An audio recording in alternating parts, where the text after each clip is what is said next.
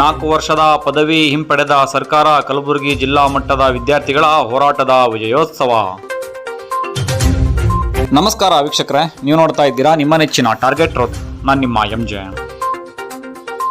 ರಾಜ್ಯದಲ್ಲಿ 4 ವರ್ಷದ ಪದವಿ ಸ್ಥಗಿತವಾದ ಹಿನ್ನೆಲೆ ಎಐಡಿಎಸ್ಒ ನೇತೃತ್ವದಲ್ಲಿ ನಡೆದ ಐತಿಹಾಸಿಕ ಜನ ಹೋರಾಟಕ್ಕೆ ಗೆಲುವು ಸಿಕ್ಕಿದೆ.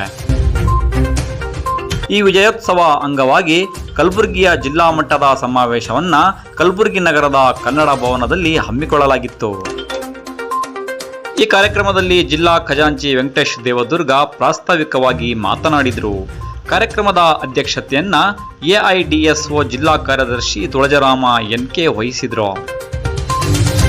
ಇನ್ನು ಈ ಸಂದರ್ಭದಲ್ಲಿ ಎಐಡಿಎಸ್ಒ ಜಿಲ್ಲಾ ಖಜಾಂಚಿ ವೆಂಕಟೇಶ್ ದೇವದುರ್ಗ, ಜಿಲ್ಲಾ ಉಪಾಧ್ಯಕ್ಷರಾದ ಪ್ರೀತಿ ದೊಡ್ಡಮನಿ, ಗೋವಿಂದ ಯಳವಾರ, ನಾಗರಾಜ್ ರಾವೂರ್, ಜಿಲ್ಲಾ ಸಮಿತಿ ಸದಸ್ಯರಾದ ಸಿದ್ಧಾರ್ಥ ತಿಪ್ಪನೂರ, ಯುವರಾಜ ರಾಥೋಡ್, ರಾಹುಲ್ ಹಾಗೂ ನೂರಾರು ವಿದ್ಯಾರ್ಥಿಗಳು ಉಪಸ್ಥಿತರಿದ್ದರು. ವರದಿ ರಾಜಶೇಖರ್ ಮಾತೋಳಿ, ಕಲಬುರಗಿ. ಇದು ಟಾರ್ಗೆಟ್ ಟ್ರೂತ್. ಸದಾ ಉತ್ತಮ ಕಾರ್ಯಗಳನ್ನು ಶ್ಲಾಘಿಸುತ್ತಾ ನಮಸ್ಕಾರ.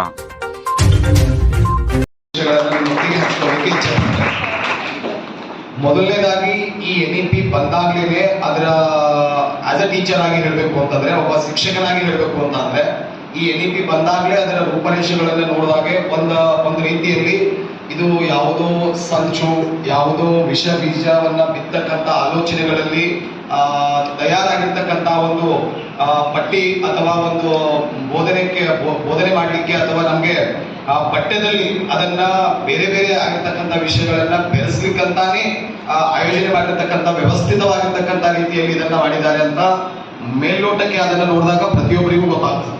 ಯಾಕಂತಂದ್ರೆ ಅಲ್ಲಿ ಥರ್ಡ್ ಸೆಮಿಸ್ಟರ್,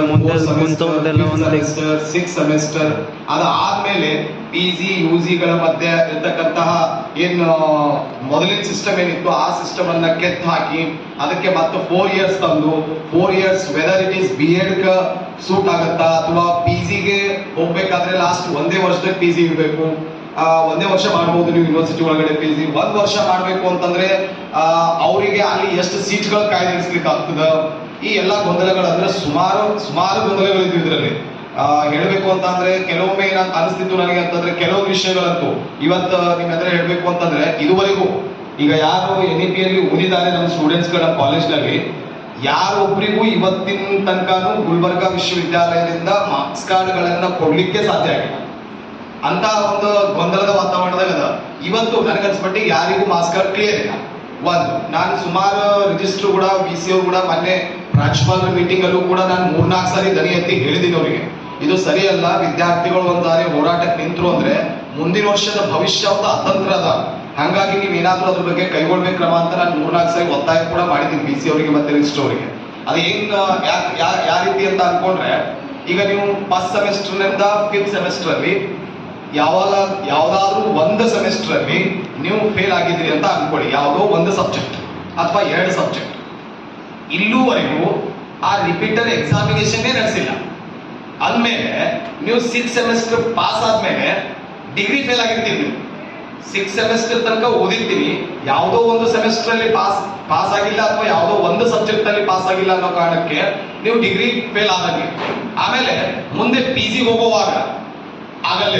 ಅಂದ್ರೆ ಇದು ನನಗೇನ್ ಅನಿಸ್ತದೆ ಅಂತಂದ್ರೆ ಭಾರತ ದೇಶದ ಬಹುಕೋಟಿ ಸಮುದಾಯವನ್ನ ಅಥವಾ ಭಾರತ ದೇಶದ ಹಿಂದುಳಿದಿರ್ತಕ್ಕಂಥ ತುಳಿತಕ್ಕೆ ಒಳಗಾಗಿರ್ತಕ್ಕಂಥ ಸಮುದಾಯಗಳನ್ನ ಅಥವಾ ಭಾರತ ದೇಶದಲ್ಲಿರ್ತಕ್ಕಂಥ ಬಡತನದಲ್ಲಿರ್ತಕ್ಕಂಥ ಅಥವಾ ಹೇಳ್ತೀವಿ ತರಬೇಕು ಅಂತಕ್ಕಂತಹ ಸತತವಾಗಿ ಹೋರಾಟ ಮಾಡಿರ್ತಕ್ಕಂತಹ ಹೋರಾಟಕ್ಕೆ ಜಯ ಸಿಕ್ಕಿರ್ತಕ್ಕಂಥ ಹಿನ್ನೆಲೆಯಲ್ಲಿ ಇವತ್ತು ಈ ವಿಜಯೋತ್ಸವದ ಸಮಾವೇಶವನ್ನ ಎಐಡಿಎಸ್ಒ ವತಿಯಿಂದ ಆಯೋಜನೆ ಮಾಡಿದ್ದಕ್ಕಾಗಿ ಈ ವೇದಿಕೆ ಮೇಲಿರ್ತಕ್ಕಂತಹ ಎಐಡಿಎಸ್ಒನ ಎಲ್ಲ ಪದಾಧಿಕಾರಿಗಳು ಹಾಗೂ ವೇದಿಕೆಯ ಮುಂಭಾಗದಲ್ಲಿರ್ತಕ್ಕಂತಹ